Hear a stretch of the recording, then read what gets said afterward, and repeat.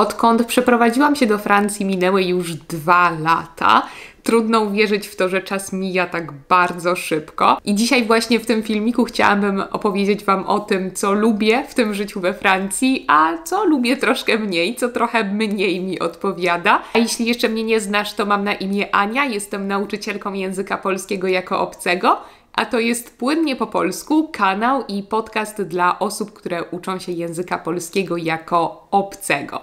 Na moim kanale znajdziesz bardzo dużo filmików i podcastów, dzięki którym możesz nauczyć się gramatyki albo słownictwa, ale dzisiaj będzie taka trochę pogadanka, żeby było też trochę bardziej naturalnego języka i trochę bardziej naturalnego kontentu dla osób, które uczą się języka polskiego. Kiedy ja uczę się języków, to bardzo lubię słuchać właśnie takich też naturalnych opowieści osób, które uczą języka, więc które mówią w trochę może łatwiejszy, bardziej odpowiedni sposób dla obcokrajowców. Stąd pomysł na ten filmik. Daj mi znać w komentarzu, czy takie tematy też Cię interesują, czy chciałabyś więcej takiego typu filmików, czy może jednak wolisz skupiać się na typowych lekcjach, na gramatyce i na słownictwie. Pamiętaj też, że transkrypcje i ćwiczenia możesz dostać do tego filmiku na moim Patreonie. Tam też publikuję dodatkowe ćwiczenia, dodatkowe podcasty i dodatkowe filmiki, więc jeśli masz ochotę tam zajrzeć, to bardzo Cię do tego zachęcam. Poza tym, że są te dodatkowe podcasty i filmiki i transkrypcje i ćwiczenia, to mamy też spotkania grupowe 2 razy w miesiącu, mamy spotkania indywidualne w zależności od subskrypcji i mamy grupę na WhatsAppie, na której wymieniamy się różnymi informacjami, wiadomościami, więc bardzo zachęcam Cię do tego, żeby zajrzeć na Patreona. Link jest w opisie tego filmiku na dole. To chyba tyle, jeśli chodzi o dzisiejszy wstęp. Możemy zaczynać nasz filmik o życiu we Francji. Co w tym życiu lubię, a co lubię trochę mniej.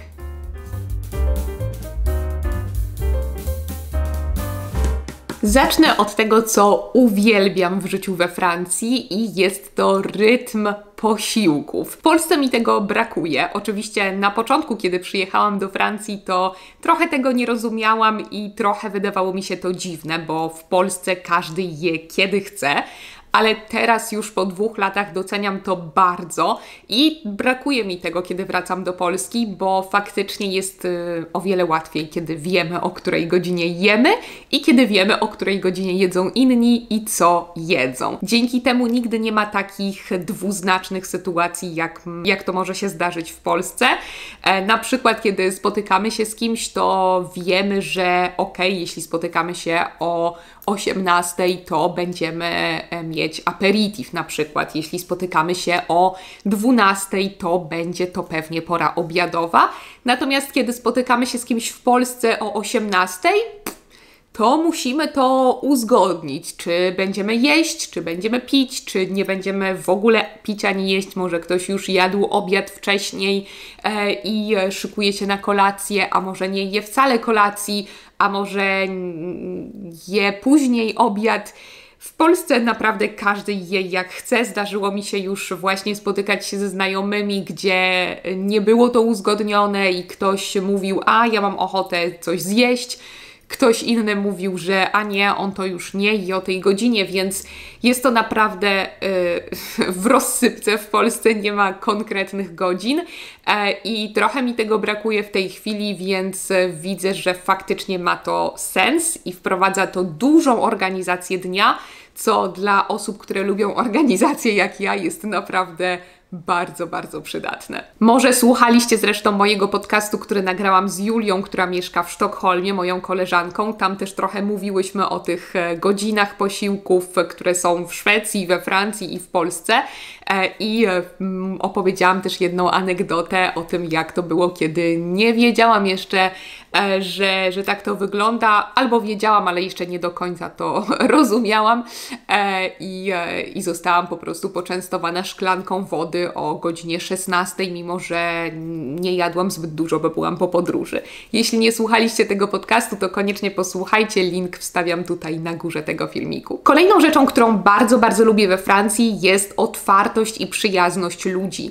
Szczególnie to, że wszyscy są dla nas mili. Wszyscy się do nas uśmiechają na ulicy, mówią nam dzień dobry. Oczywiście mówiąc wszyscy, nie mam na myśli wszystkich, trochę generalizuję. Mieszkam też w małym mieście we Francji, więc wiem, że sprawa wygląda inaczej w dużych miastach, ale generalnie kiedy idę na spacer, tutaj gdzie mieszkam, to ludzie, którzy mnie mijają, mówią mi dzień dobry, uśmiechają się do mnie i jest to naprawdę bardzo, bardzo przyjemne. W Polsce niestety nie spotykamy się z tym aż tak często. Ludzie raczej odwracają wzrok albo spuszczają głowę.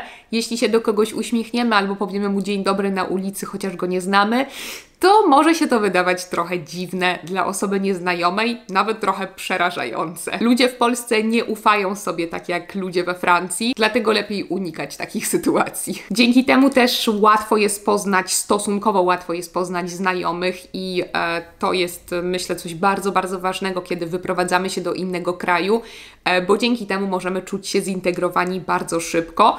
Tutaj ludzie, mam wrażenie, lubią wychodzić i lubią poznawać nowych ludzi, niezależnie od wieku.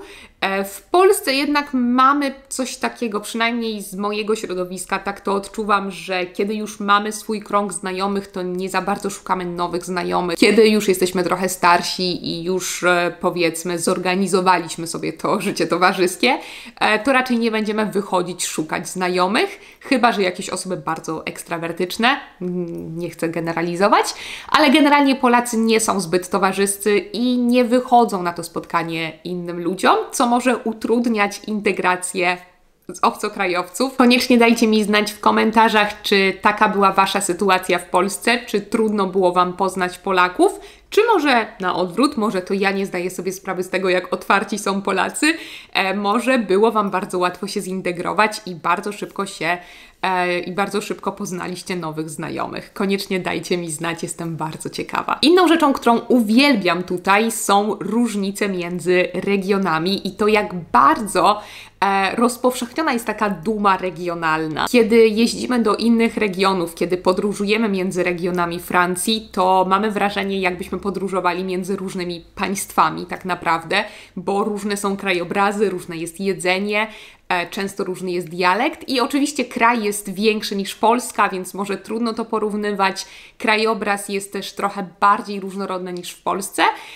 W Polsce też mamy oczywiście różnice regionalne, kiedy jesteśmy na północy, na południu i w centrum nie wygląda to tak samo, ale może ta duma regionalna jest trochę bardziej w Polsce zatarta, może teraz trochę bardziej się ją przywraca, ale generalnie nie widać aż tak dużych różnic, kiedy jeździmy między regionami w Polsce. Tutaj faktycznie widać to, kiedy wyjeżdżamy tylko z regionu.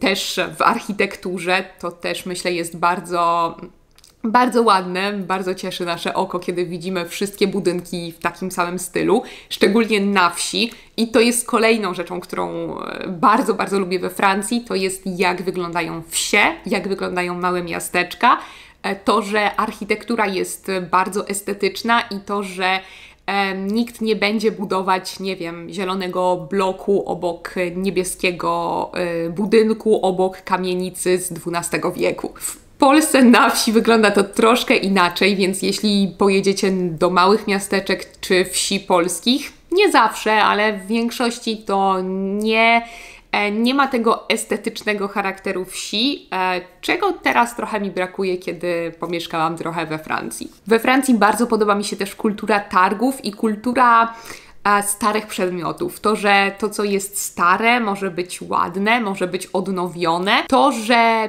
piękno jest w takim duchu jakby i w prostocie. Bardzo lubię to tutaj.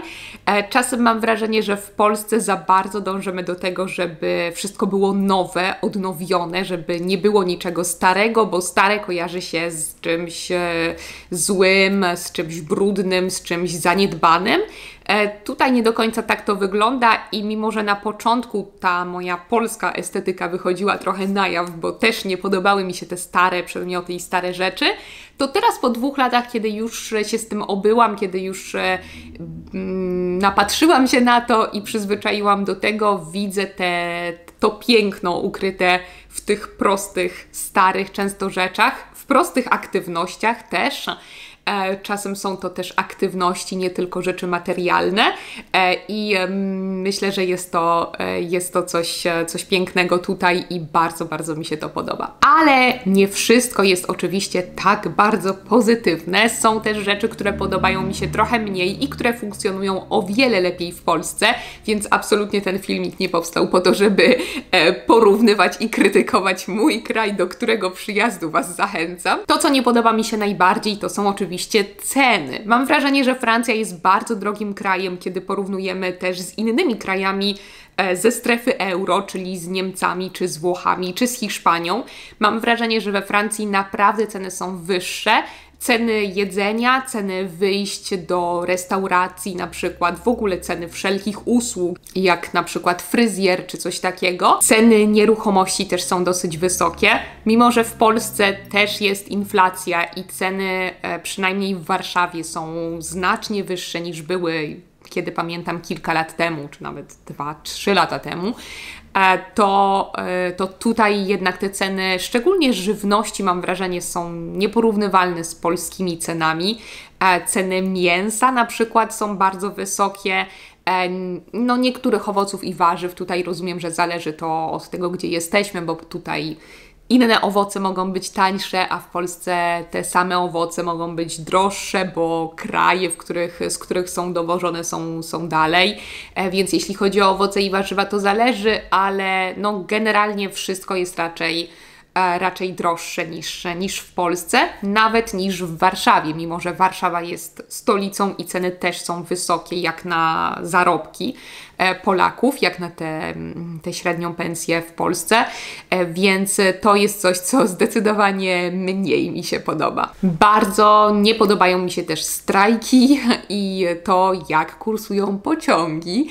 W Polsce jednak mało mamy takich problemów, to znaczy problemów strajków nie mamy dużo. Oczywiście one się zdarzają, ale nie pamiętam takiej sytuacji w Polsce, żeby na przykład nie jechał pociąg albo nie jechał autobus, bo jest dzisiaj strajk. We Francji zdarzyło mi się to już wiele razy, mimo że mieszkam tylko 2 lata tutaj, to pamiętam sytuację, kiedy jechałam akurat na lotnisko właśnie, bo leciałam do Polski i był strajk i pociągi jeździły bardzo, bardzo wolno. To był też sezon świąteczny, więc bardzo dużo osób jeździło pociągami.